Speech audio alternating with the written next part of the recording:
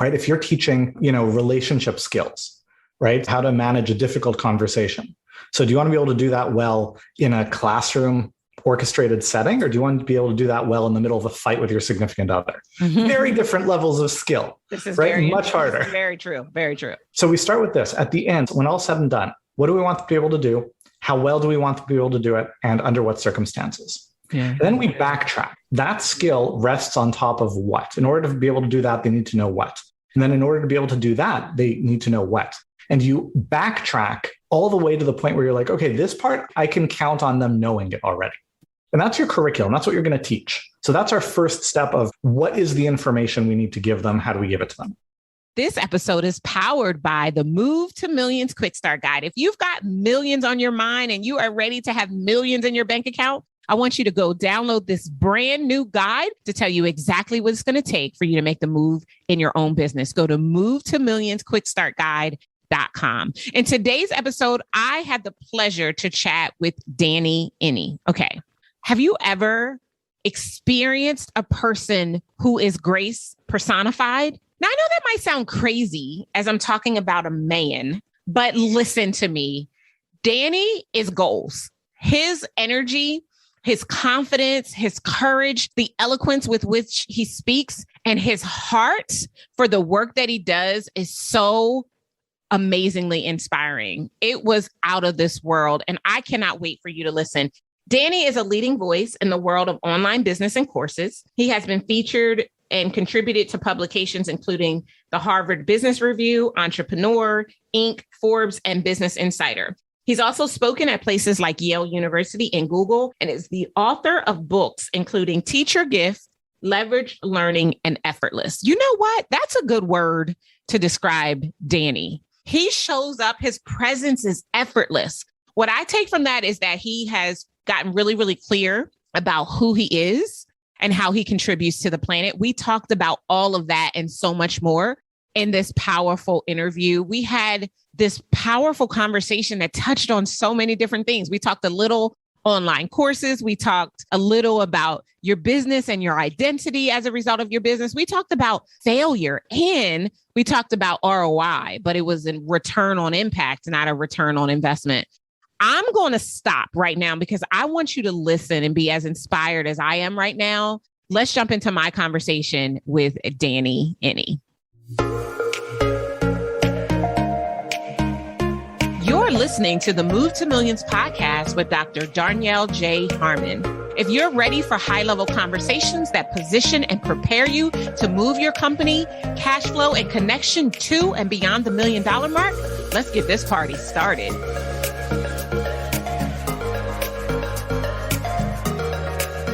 Hey, Danny, so excited to welcome you to the Move to Millions podcast. How are you today? I'm great. I'm excited to be here, and I've been looking forward to our conversation. I have too. It's going to be so good, y'all. Okay. Before I even get myself all excited, Danny, just take a quick moment and tell everybody who you are in your own words.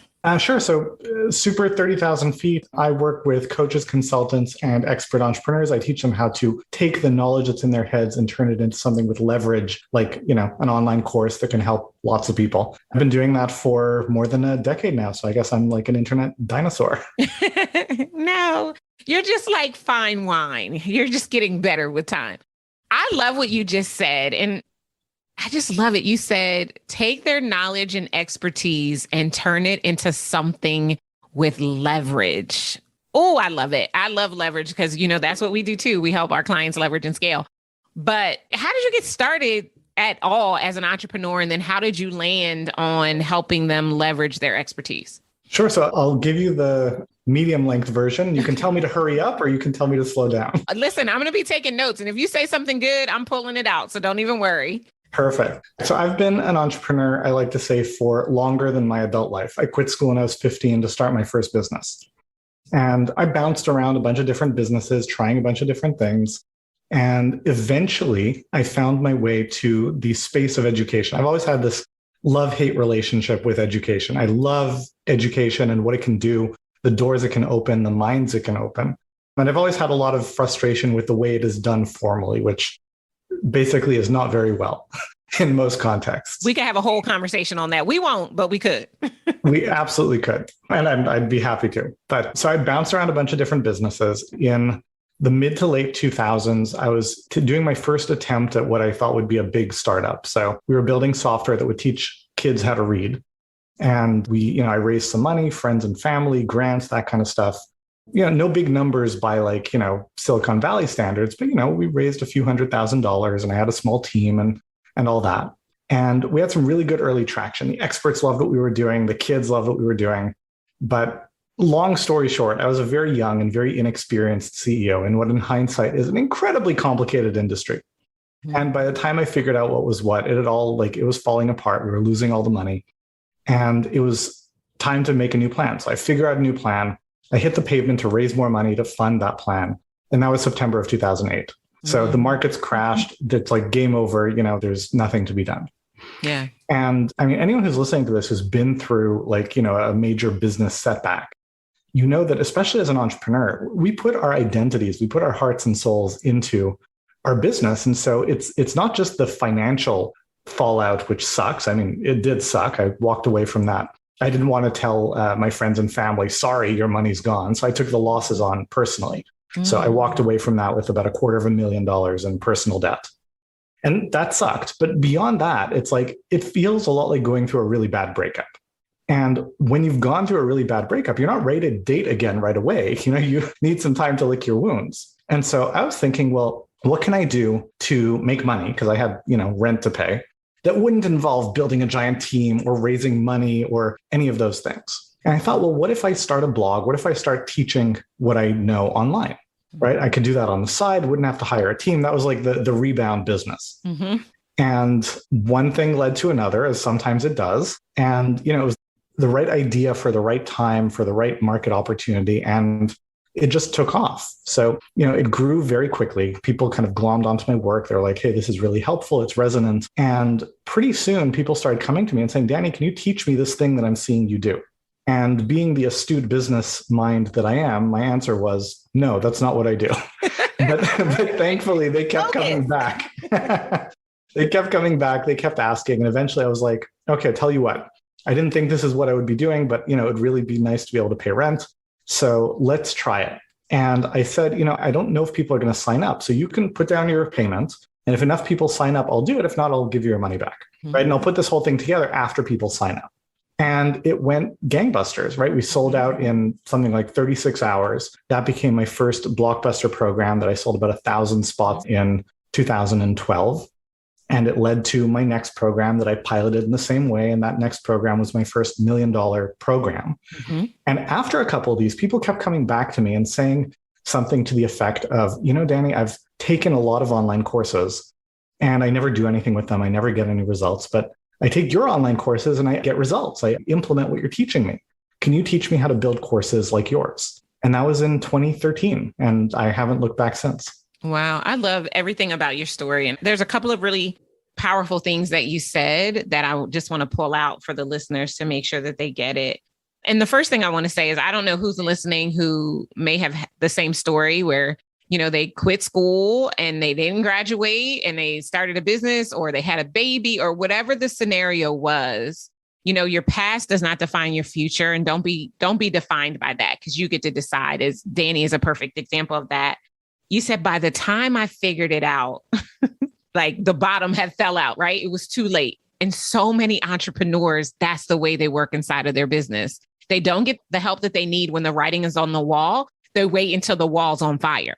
And so I love that you share that, just for me to bring it back as a reminder to everyone who's listening. If you are listening right now and you're already seeing the writing on the wall that there's something awry in the way you're doing business, your business model, etc., get the support that you need. Even when you can't hire a Darnyelle or a Danny, guess what? There's an SBA and there are women's business centers that can support you for your tax dollars that you have already spent or are giving to the IRS. So it doesn't have to cost you anything to get help, to take that writing on the wall and put it on pages so it can turn into checks in your bank account instead of a fire and everything's gone awry. Third thing you said that I loved is you said, I created a new plan. And that stood out to me because I feel like I know in my own story, the reason why I ended up in bankruptcy, like I didn't have family members' money that I lost. I lost my own money because I never created a plan. I got this. Ego is a trip, right? And when you are living in ego, you sometimes think that you are better than you really are. And once I got out of bankruptcy, I had to end up humbling myself and going back to work. While I was working that job, I created my first strategic plan, and we had $1 million company not too long thereafter. So I thought that was good. I loved how, and I want to come back and talk about this a little bit more about putting our identities in our business. Like, why do we do that? So I want to talk about that. But before we talk about that, I want to talk about the biggest nugget that you just dropped. You probably don't even realize it because it was just your life, but I want the people who are listening to hear this. Danny said that he sold it before he created it. There are so many of you who, and I can be victim of this too, Danny. When I first started my company back in 2007, I spent 9 months creating the stuff. And when I finally came out into the marketplace, no one wanted what I had spent all my time creating. And so then very soon thereafter, I did the same thing you did. I was like, you know what? I'm just going to talk about it. And if enough people want it, then I'll create it. But I wanted to make sure that you guys heard that, because some of you right now aren't moving. You're not building out the next launch because you think it has to all be done before you get people to invest in it. That is not the truth. Danny right here is an example. I'm an example. So create enough information about it to be able to explain the problem it will solve and the solution it will create, and determine the price point based on the value associated with it, and put it out to people and see who bites. For enough people who have the problem, you'll get the ammunition you need to actually create it. I'm literally doing this right now, Danny. I used to, for three years in a row, I taught this live event. And after the last time, it was right before COVID happened, I was like, I think I want to turn this into a course so I can serve more people, right? I can leverage my expertise and serve more people. And I never did it. And like ever since, I've been like, I need to turn this into a course. I need to turn this into a course. Just a couple of weeks ago, I was like, you know what? I'm going to finally do it. And so a Google Doc. I have never launched, Danny, with a Google Doc before in my life. I'm the girl who has all the I's dotted and all the T's crossed, right? So I put this Google Doc together and put it out there. I said I have 10 seats because I just want to get the course created. I sold 15, like $45,000, just like that. Beautiful. And nothing is done yet. We start today. Like at the time of this recording, we're about to start actually putting the course together. So I wanted to drop that nugget for those of you who are listening, because you're sitting on the idea, waiting for the stars to align. And right now you're not only leaving money on the table, but you're leaving impact on the table. There are people right now who need you, that as soon as you tell them that you can solve their problem, they will start to live into the hope of what's possible for them when you show up fully for them. So I wanted to share that.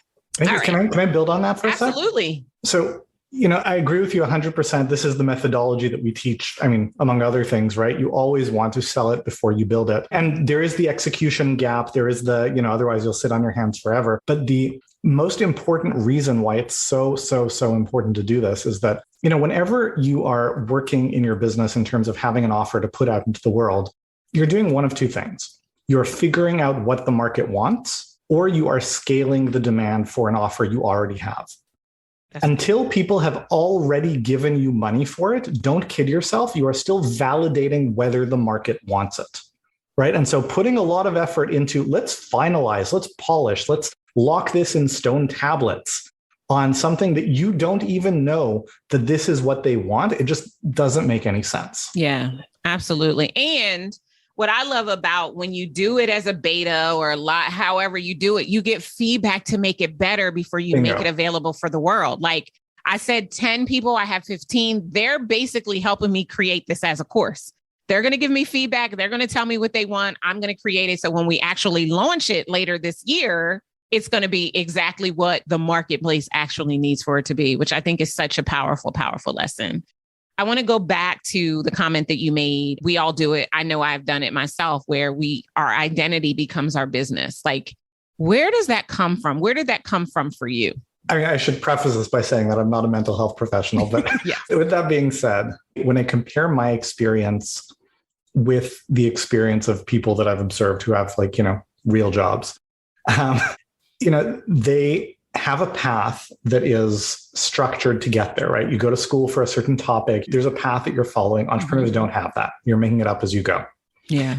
They go to a job generally. I mean, the last couple of years with COVID was a little different, but there's a generally like a go somewhere, clock in, do the work, clock out, come home.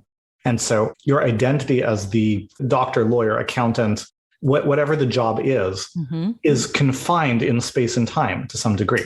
Again, entrepreneurs don't have that. And so because of the fact that there isn't a path that makes you an entrepreneur and sets the expectations, there isn't a place that you go and a time in which you go there to be the entrepreneur.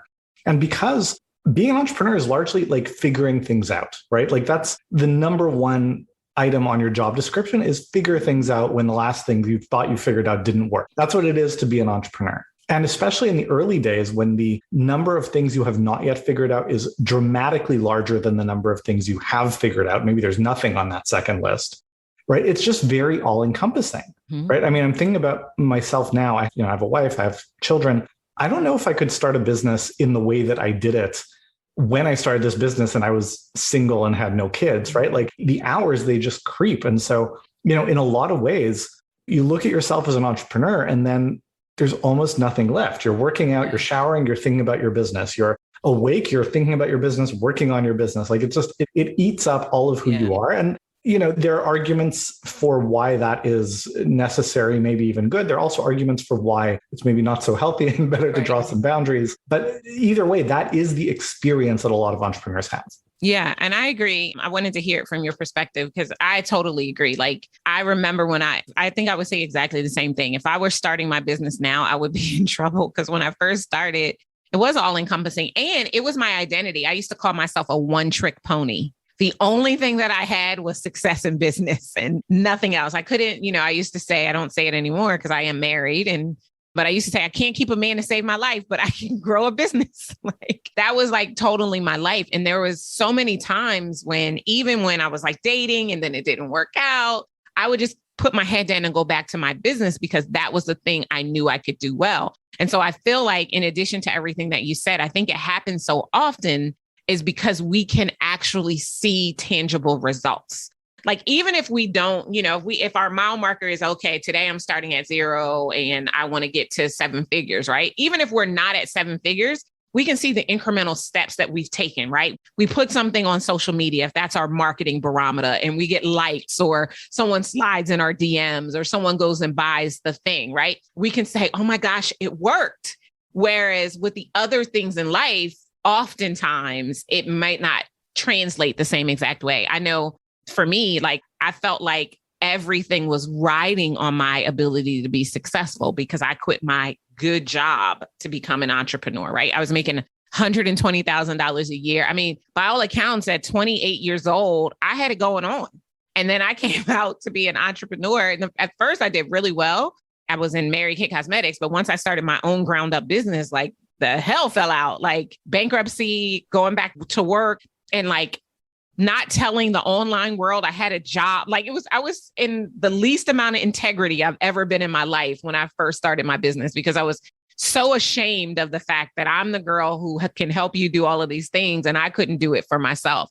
And so even as that identity was in my business, it was like, it was still bad. Like, and I had to seek a mental health professional because I had to figure out how to draw the line and create some of those boundaries myself. I don't know about you if this is your story, but my issues with boundaries weren't other people. They were all self-imposed.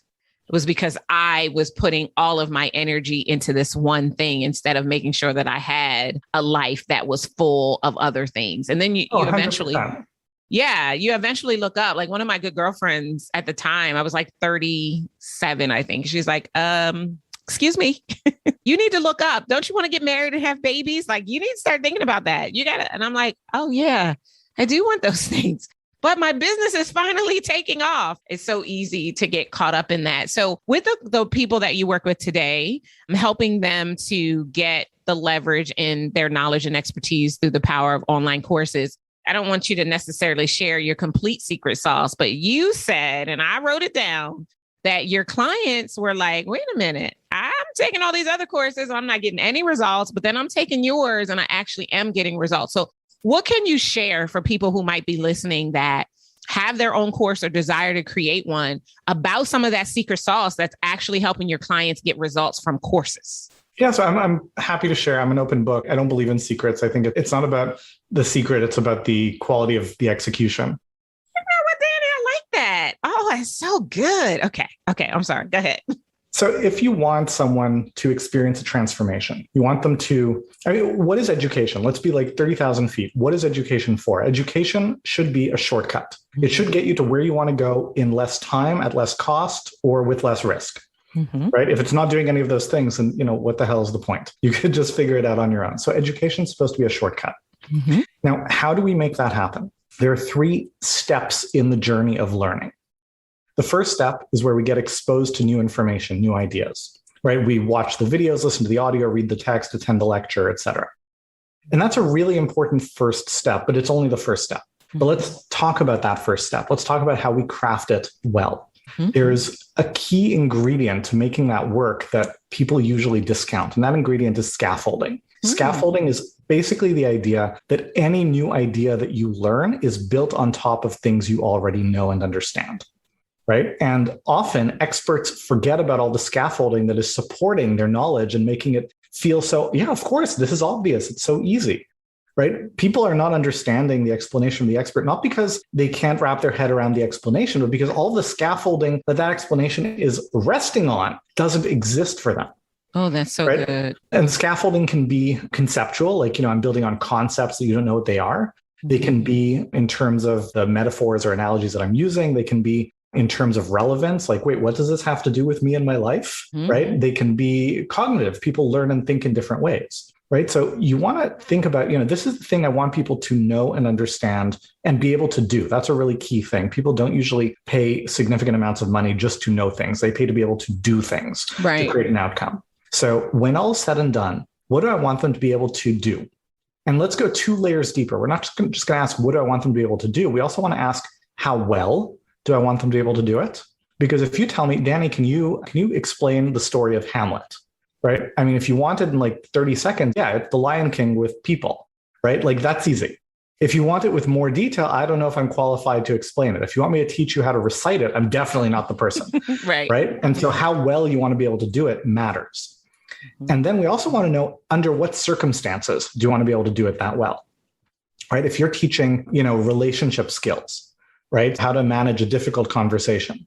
So do you want to be able to do that well in a classroom orchestrated setting, or do you want to be able to do that well in the middle of a fight with your significant other? Very different levels of skill. This is right? Much harder. This is very true. Very true. So we start with this. At the end, when all said and done, what do we want to be able to do? How well do we want to be able to do it? And under what circumstances? Then we backtrack. That skill rests on top of what? In order to be able to do that, they need to know what.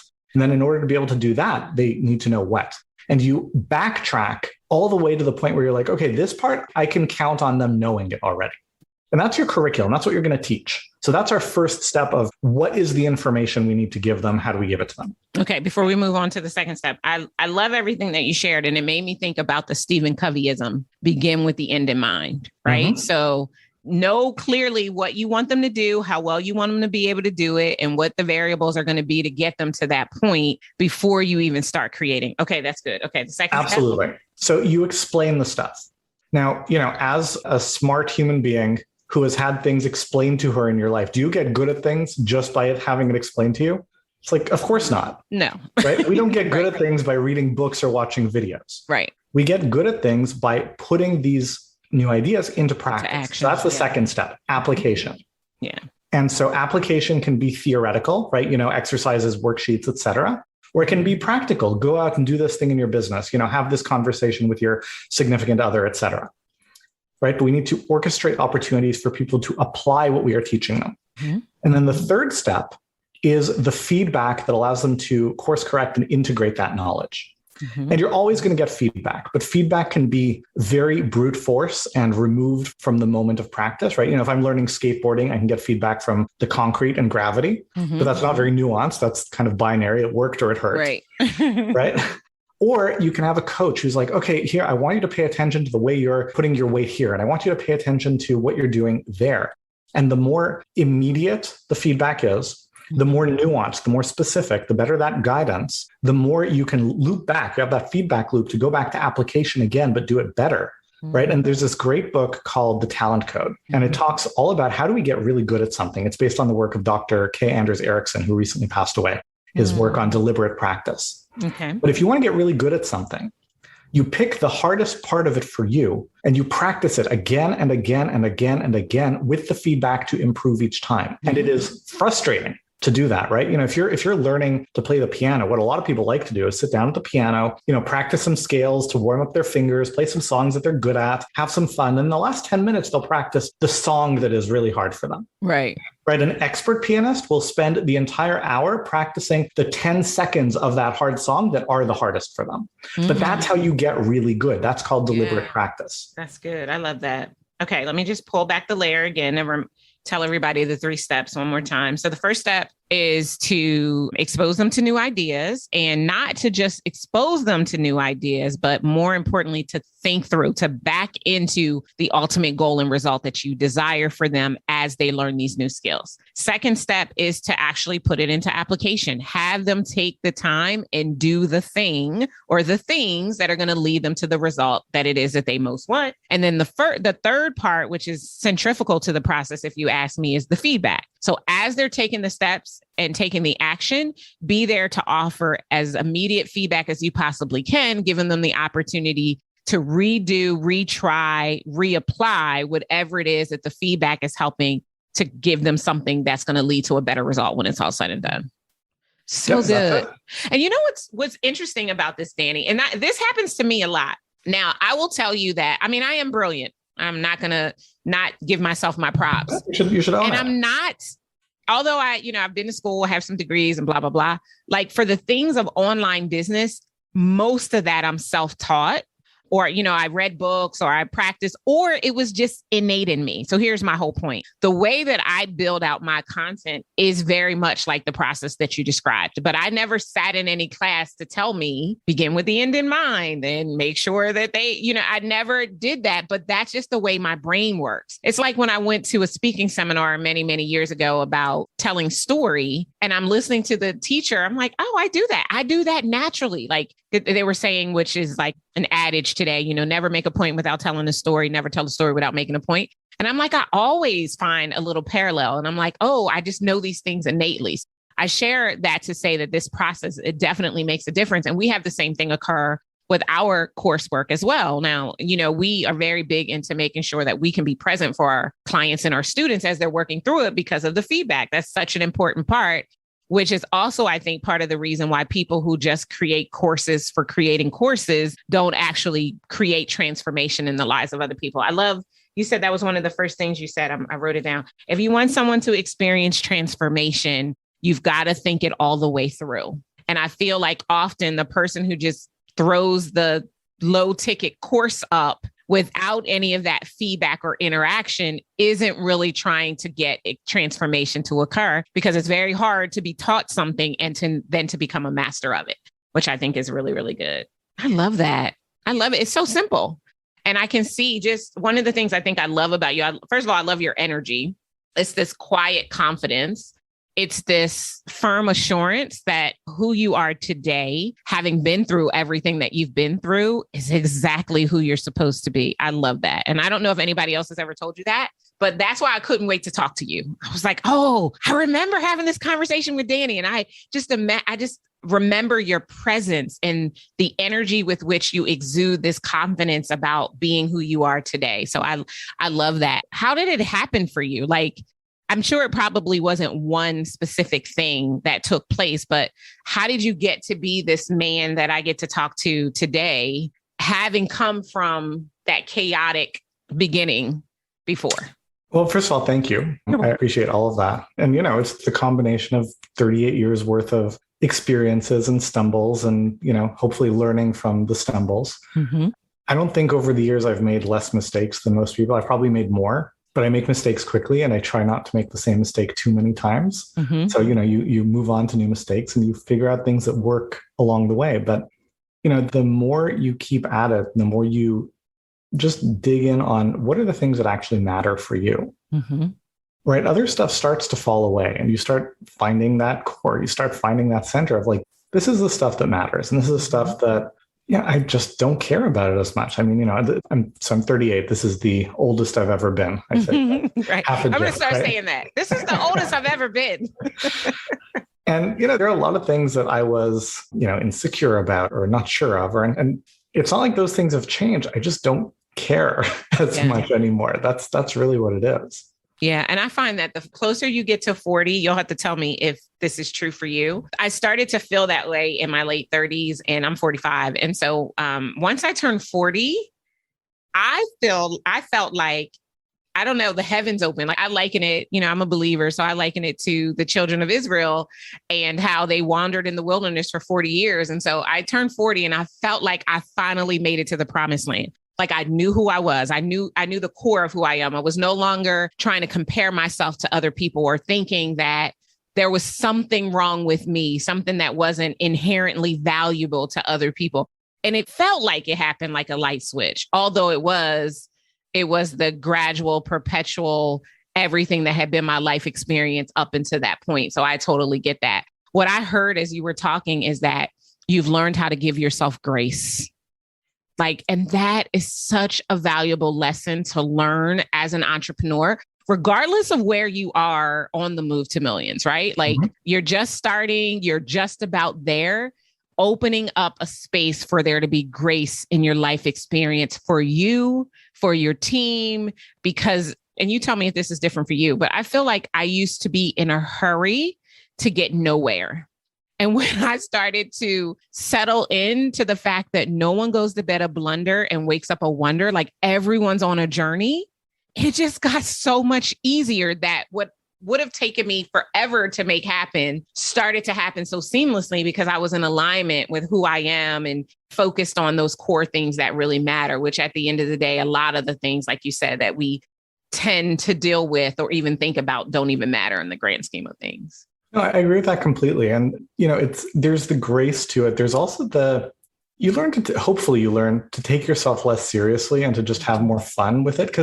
I remember those days. I remember when I was hardly making any money and I'm like, how am I going to pay rent? There is an urgency to that. Mm-hmm. But along with that urgency, there's also this imagining that once you cross the 6 or 7 figure threshold, all the problems go away. And they don't, right? More of them come, just so we're clear. More of them come. Smalls was right. More money, more problems. I remember the first time that we had a major issue that I needed to deal with. And it was the first time that the scale of the business was such that I can't put this on a credit card. There's just no way. I mean, we're just way too big. The number is too enormous, right? So the problems keep evolving and changing, and that's fine. The good challenges, it keeps you on your toes. But you want to have fun with it. And there's this reciprocal relationship. When you're having more fun with it, you're more relaxed. Your sympathetic nervous system isn't activated all the time. You're not full of adrenaline and cortisol. Your field of vision is not narrower. You see the field better. You have better ideas. You make better decisions. There's a reciprocal cycle there. But, fundamentally, there will be good times and there will be more challenging times. Mm-hmm. And, you might as well have fun through all of it. There's this great line that I've been thinking about a lot lately from Walt Disney. And he said, we don't make movies to make money. We make money to make movies. Mm-hmm. Right. So I've been very in that headspace. We've got to run a good business. We've got to keep growing because we want to. But, let's have fun with what we're doing. Let's not stress about it too much. Yeah, I think that's so important. I think so many people put so much emphasis on money. Even when we, started moving into this whole move to millions thing, for me, it's a double entendre. So it's not just the money, right? It's the impact, being able to shift the lives and trajectory of more people because you are showing up much more powerfully, right? And I think so many people get caught up in just the money side of it. And because of that, they miss the magic that comes in what we're creating, right? I literally, before I jumped on to have this conversation with you, I was meeting with my brand manager. We're in a rebrand, and this rebrand, it's amazing. I'm so excited and pleased about what we're accomplishing, but it's going on forever. And there was a point in time where, we were supposed to be wrapping up now. We're not anywhere near wrapping up. And I just literally had to surrender. I had to throw my hands up and say, you know what? I'm just going to enjoy the process, because if I try to will this to be something else, it's only going to get harder. Like, I know you guys won't be able to see me, but one of the things that I will often do to create a demonstration for other people is I'll ball my hand into a tight fist. And then I'll take the finger from my opposite hand and try to force it into the fist. When this is control, and when you're in control, abundance can't get in. Grace can't get in. All of the things that we say we want can't get in when we're in control. And what we have to learn to do is surrender. Focus on what we can control and leave the rest, right? To God, to the universe, whatever your beliefs are, because there is something that is greater than all of us that is at play. And once we get comfortable with who we are and who we were created to be, we really get that opportunity to just open our hands and be in that place of surrender, which I think makes a difference too. I think about the courses that you create and the lives that you've changed and this multiple $1 million business that you run. And you said something a minute ago that I wanted to have you just expound on a little bit for some of the people. You said none of those things really matter at the end of the day. So for you at this stage of your life, having, been there, done that, gotten the t-shirt, probably on your way to 9 figures, right? Like, what matters most to you right now? At some point, the figures don't matter as much. I had this really visceral moment I was like a few years into building my business. We were like, low 7 figures at the time. And it was December. So it's like, you're doing your end of year planning and what do I want for the next year. And, I realized that if I wanted, I could scale back what we were doing. We could do like, low 7 figures, top line, high 6 figures, bottom line. I could work 3 months out of the year. Mm-hmm. And then I was like, but I'm in my early 30s. Like, what am I going to do? That sounds so boring. So, at some point really is, like you said, it's about the impact you're making on other people. Mm-hmm. And it's about the fulfillment of the work for yourself. I enjoy pushing the envelope on, what can we do that will be interesting? Mm-hmm. Right. And not all of it works. Right. But a lot of it works. Some of it works. And we get to do interesting things. I wrote a children's book. I've written a lot of, I used to say adult books, but that makes it sound like it's just grown-up books right. for grown-ups. Yeah, I've written a lot of books. We've launched a podcast network that we're doing really interesting things with, and I'm really excited about. Yeah, I'm excited about your podcast too. I had a great time in my interview. It was really good. Oh, I can't wait for that episode to be released. I can't wait to hear it. Yeah. But we're doing all this stuff and, will there be an ROI on everything we're doing with, for example, the podcast network? I think so. Mm-hmm. Eventually. Yeah. But that's not the impetus, right? But even if not, at least we tried something interesting. You try 10 interesting things that you feel confident will likely have a good ROI. Then, the 3 or 4 of them that will crap out, you'll still have learned along the way and had fun with. And on balance, it works out well. So, it comes down to, are you making a difference for other people? Are you continuing to stretch and do interesting work? Again, mm-hmm. making money to make movies and not making movies to make money. And, a lot of it is how you show up for yourself and for the people around you. I have 2 children. My daughter is 6 and my son is going to be 5 in like a month. A lot gets filtered through, am I able to be there for them in the way that I want to? And, am I modeling the example that I want them to be learning from, right? Not that they need to do what I do, as long as they're healthy and happy, that's good. But are they taking ownership for their decisions? Are they being autonomous? Are they taking initiative? Are they, am I raising them to be their own people who are self-possessed in the way that I know that they can be, right? That matters a lot. And I love that you're thinking about this at their ages of 6 and 5, right? Because there's all of the studies that have been done about who we are, who we become is formed by the time we're 7.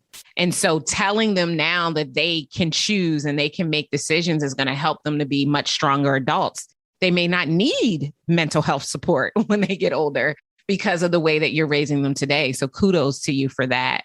As you were talking about realizing that the focus has changed, right? And thinking about ROI, what popped in for me was the I becomes return on impact instead of return on investment. Mm-hmm. And it's okay to do that, right? I think about that Zig Ziglar, right? If you help enough people get what they want, you're going to get what you want. And so it's okay. And I know it sounds counterproductive, but it's okay to not only be focused on the money in your business. I think it's the thing that we pay attention to, especially when we don't have a lot of it, right? But it's okay to focus on some of the other metrics that are equally as important and that are going to give you that grace that we've been talking about, which I think is good. There's a distinction there that's really important, right? Like you can never neglect the money part of your business. Right. Right. But as long as you're keeping an eye on it, it's like money in your business is like blood in your body, right? You're not alive if you don't have it. Right. But you don't need to always be focused on what's happening with my blood, what's happening with my blood, what's happening with my breathing. Right. As long as you are attentive to your health, you can focus on lots of other things too. And the point of living is not to make sure there's blood in your veins and air in your lungs. Right. You have air in your lungs and blood in your veins, so you can do whatever else is meaningful to you. Yeah, that's so. Danny, I love your metaphors and analogies. That is so good. Money in your business is like blood in your body. And no one walks around saying, do I got blood? Do I got blood? That would sound crazy if you walked up to someone and say, hey, can you see if I have some blood? That is so true. And it puts everything into perspective that I think, one of the biggest things that I think I've learned as I've taken my business over the $1 million mark and we're now preparing to go to 8 figures is that it's really just an energy in a vehicle. And the energy in the vehicle is so that I can help my team be able to provide for their families. And so that I can do the work I want to do in the community. Like I love giving money away. Like that's one of my favorite things to do is be like, oh, we had this huge loss. Oh, let me cut a check. Like just constantly giving to other people and not just hoarding. Because once you have the house and the car and the vacation home and like you got to do something else with the money, right? At some point, it's enough. Like, yeah. At some point, it's enough. You're done. What do you need? Like 7 more like golden Rolls Royce? It's like enough. Yeah, definitely not. This has been such a powerful conversation. So we only talked a smidge about online courses, but I know that that's your world. And we're going to make sure we put your information in the show notes in case anyone wants to reach out and learn more about your work. But is there anything else that you want to share before we call it an interview? I would just say, for everyone who's listening to this, presumably you're following Darnyelle because there is something in you that can make a difference for other people. And you wanted to make that difference for them in a way that is sustainable, and sustainable means rewarding for you, right? There's that cycle of everyone benefiting, right? If there is that thing inside of you, have the courage and take the responsibility of getting it to all the people who need it, right? When you have something who can help other people and you keep it to yourself, the world is missing something when you do that. So have the courage because it can be scary, and have the fortitude because it can be challenging and there will be setbacks. But there are so many good reasons for the great things in you to get to all the people who need it. Oh, that's so good. That's so good. Okay, before I let you go, I have to ask you our Move to Millions moment questions. So what is the last book you read? The finished reading or in the middle of reading? Or either. A book called Endure. I do not remember the name of the author, and I feel bad about that, but it's a study of the science of physical endurance. But I found it has a lot of really interesting applications to mental endurance, and the idea that how tired we feel it's not really about our ability to keep going, but it's about our brain's interpretation of signals about. So in other words, basically when you think you're at the end of your ability, you're not. Mm-hmm. There's room for more. And I found that really interesting. I like that. And I'll look up the title given that additional information. And then you shared the one quote, and I just want to see if there's another quote that you live by at this stage of the game for you that really helps you to be inspired and that you would often share with other people in addition to the Walt Disney. I mean, there are lots, there's quotes for every moment, but the one that's really been top of mind for me lately is the Disney quote. We don't make movies to make money. We make money to make movies. Yeah. Okay, good. I will use that. I love that one, but I didn't want to just assume that would be the one you want us to use. And then what is one tool you swear by that has made a difference as you moved to the $1 million mark? So as I moved the $1 million mark quite a long time ago, and so I'm not remembering exactly what the tools were that I was using, but over the last few years, the tool that has been incredibly impactful and just indispensable is a few years ago, I started going for a morning walk. In the last 3 years, I don't think I've missed more than maybe 3 days. And I get up before everyone else. I take a shower, do my stuff, go for a walk. If the weather is really awful, it'll be a 20-minute walk. Most days it'll be like a 45-minute walk. Mm-hmm. And it's time to center myself. It's, often I'm listening to a podcast or an ebook. Sometimes I'm just walking, sometimes music. But Like, honestly, the day is not the same. The quality of my decisions are not the same without that. And, we all have the same 24 hours. So, the output, the results we produce are much less a function of the work we can do and much more a function of the quality of the decisions that we make. So good. And I love that. I love that your tool wasn't a software. And I leave it that way on purpose because I just want to see what people say, but I love that. And I think it's so important to take that time for you. Again, it goes back to that grace that exudes, it's like coming out of your pores right now, Danny. And I feel like if you were sitting right here, I would feel it even stronger than I do right now, which I just think is awesome. I think that you have a beautiful soul. And I know it might sound crazy because I'm talking to a guy, but I do. I think you have a beautiful soul. I'm so glad that we're connected, and I'm looking forward to continuing to deepen our connection, because I think that the work that you do and how you show up in the world, it is so needed. And I'm just so glad to say that I know who you are. Well, likewise, it's been a pleasure getting to know you. I'm looking forward to continuing to get to know you. And, like attracts like. So I know that everyone who's listening to this is going to be just absolutely awesome. So I hope this has been helpful and valuable. Awesome. Thank you so much for being here. I know I didn't disappoint you. Are you like beaming right now, just like I am? Every time I listen back to this conversation, it just inspires me so deeply. I know I told you that you were going to love Danny, and I hope that I did not disappoint you. If you enjoyed our conversation and you want to connect with him directly, you want to make sure that you check out the show notes. There we'll have a link to all of his information so that you can just get in his sphere. He's such a powerful force. I'm so happy to have met him and to be deepening and connecting more deeply with him because just phenomenal. Let's talk about some of my favorite parts of the conversation that we just had. It was so powerful. First of all, I love this story, right? Quit school at 15. Today runs a multiple 7-figure business. And it's just proof to show that where you start has nothing to do with where you're going, right? I loved when he talked about the fact that it all started to change for him when he created the plan.